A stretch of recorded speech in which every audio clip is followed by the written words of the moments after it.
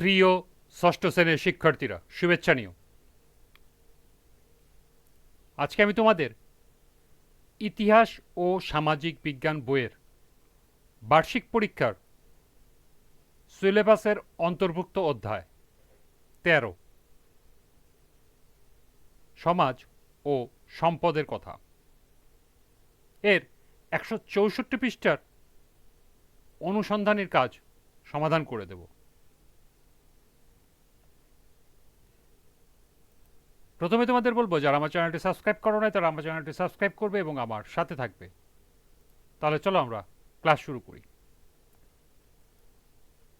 অনুসন্ধানের জন্য প্রশ্ন: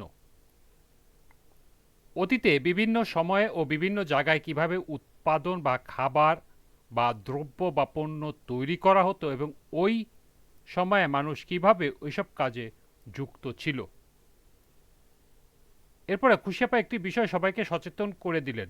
এভাবে অতীত বলতে প্রাক ঐতিহাসিক কাল থেকে ধরো ৫০-১০০ বছর আগের কথা বলা হচ্ছে। এ বিষয়ে হয়তো বই, ইন্টারনেট ছাড়াও পরিবারের বয়স্ক আত্মীয় স্বজনরা অনেক ধারণা দিতে পারবেন।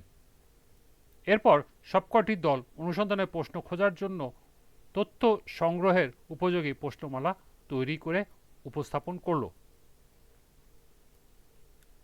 চলো আমরাও ওদের মতো প্রশ্ন তৈরি করে অতীত উৎপাদন পদ্ধতি সম্পর্কে অনুসন্ধানের কাজ তৈরি করি। অর্থাৎ এখানে তোমাদের অতীতে উৎপাদন পদ্ধতি সম্পর্কে অনুসন্ধান কাজ পরিচালনার জন্য প্রশ্নমালা তৈরি করতে হবে। তো চলো এখন আমরা এর সমাধান দেখে নিই। এর সমাধান হবে, অতীতের উৎপাদন পদ্ধতি সম্পর্কে অনুসন্ধানে কাজ করার জন্য তৈরিকৃত প্রশ্নমালা নিম্নে উপস্থাপন করা হলো।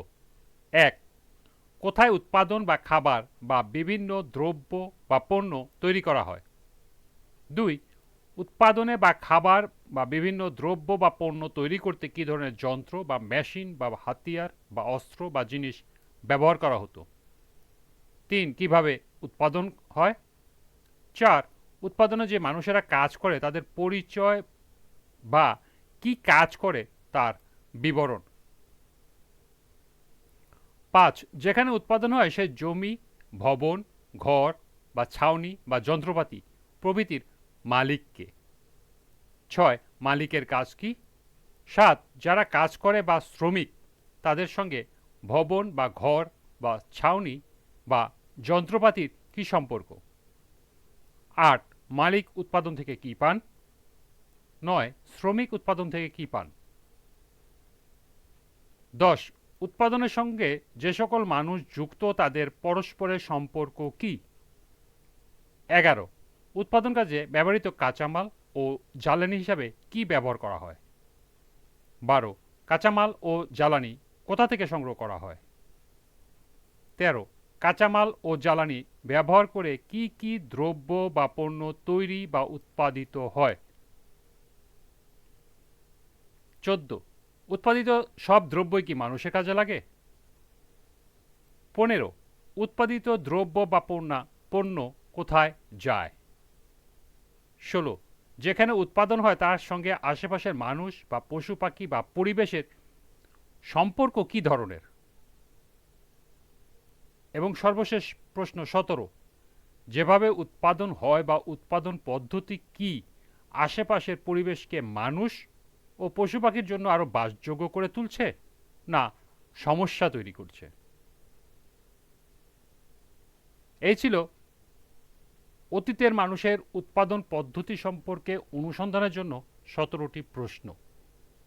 তোমরা এখান থেকে এই প্রশ্নগুলো দেওয়ার চেষ্টা করবে, কারণ এই প্রশ্নগুলো ২০২৩ সালের ইতিহাস ও সামাজিক বিজ্ঞান বইতে ছিল।